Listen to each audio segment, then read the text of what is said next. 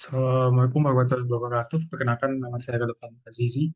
Sebagai salah satu peserta dari LX LG CNS, akan menjelaskan tentang mission kelima, yaitu C Sharp. Jadi pada mission kali ini, kita diminta untuk membuat pengelolaan data pegawai berbasis database. Diminta untuk membuat sebuah aplikasi untuk mengelola data pegawai di sebuah perusahaan. Aplikasi ini akan menggunakan antarmuka pengguna grafis GUI berbasis Windows atau Windows Forms yang akan memungkinkan pengguna untuk melakukan operasi berikut. Yang pertama ada input data pegawai, yang kedua ada edit data pegawai, yang ketiga ada tampilan data pegawai yang dimana kita bisa mencari satu pegawai atau menampilkan seluruh pegawai. Lalu pencarian data pegawai, di mana kita meminta user untuk menginput data pegawai yang sesuai, lalu kita menampilkannya. Lalu ada koneksi ke database, di mana pegawai harus disimpan dalam database. Bisa di SQL Server, MySQL, atau SQLite. Lalu bisa keluar dari aplikasi dan juga ada persyaratan tambahan. Pastikan aplikasi memiliki fungsi validasi input untuk memastikan bahwa data yang dimasukkan sesuai dengan format. Lalu aplikasi harus memiliki mekanisme untuk menangani kesalahan dan memberikan feedback kepada pengguna jika terjadi kesalahan. Lalu terakhir gunakan konsep modularitas dan struktur yang baik dalam penulisan kode. Baik, berikut sudah saya buat solusinya atau programnya. Di sini yang pertama yang akan kita lihat adalah pegawai.cs yang merupakan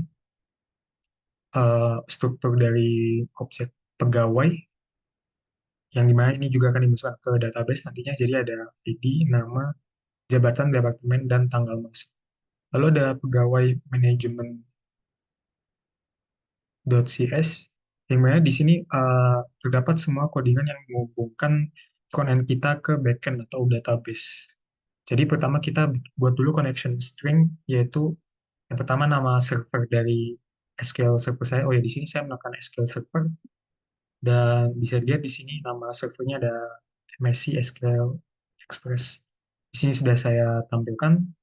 Lalu ada nama database-nya yaitu Mission C Sharp yang ini sesuai di sini juga, yaitu di database di sini ada Mission C Sharp. Ini berfungsi untuk agar query kita berhasil. Jadi pertama kita akan lihat fungsi show all employee yang dimana kita akan lihat semua data employee. Kita pertama buat dulu objek SQL connection-nya menggunakan connection string tadi. Lalu kita tinggal buat query-nya yaitu men-select semua data dari pegawai. Lalu kita masukkan data dari database kita ke list pegawai. Ada juga find pegawai di sini. Fungsinya sama saja, namun di sini kita mencari menggunakan query di mana kita akan mencari ID yang sesuai atau nama yang sesuai. Lalu kita tinggal memasukkannya ke data pegawai, lalu mereturn list pegawai. Lalu juga ada add pegawai yang dimana query-nya adalah insert dengan parameter yang sudah disediakan. Ada edit pegawai, di mana kita akan update kolom dari, atau di mana kita akan update row dari database kita dengan ID yang sesuai.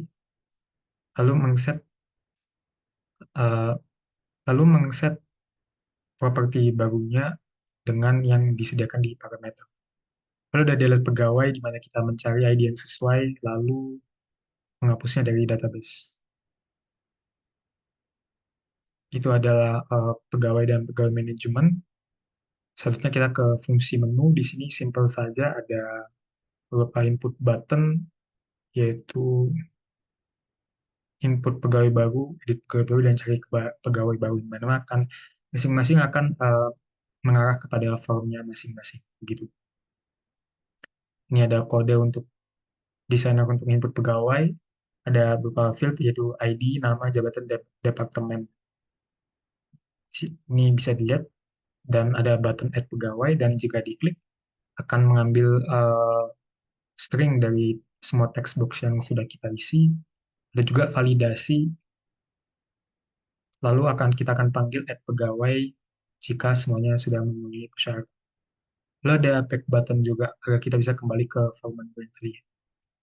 Lalu ada edit pegawai, yang dimana hampir sama saja, namun di sini kita mengedit pegawai. Selanjutnya ada cari pegawai, di mana ada fungsi dari cari nama atau NIM. Lalu kita bisa tampilkan semua, cari, atau bahkan menghapus data dari database kita. Selanjutnya ada demonstrasinya. Pertama, coba kita input pegawai dulu. ID 1, nama data, misalnya CEO, departemennya, edit pegawai. Kembali, cari pegawai. Coba kita tampilkan semua di sini, maka akan keluar pegawai yang sudah kita tambahkan, yaitu Rado dengan ID 1. Kita coba cari pegawai yang sesuai. Jadi kita cari nama saya, maka akan keluar pegawai yang sesuai, yaitu Rado. Sesuai dengan tampilan kita. Kita kembali, lalu coba kita edit pegawai kita.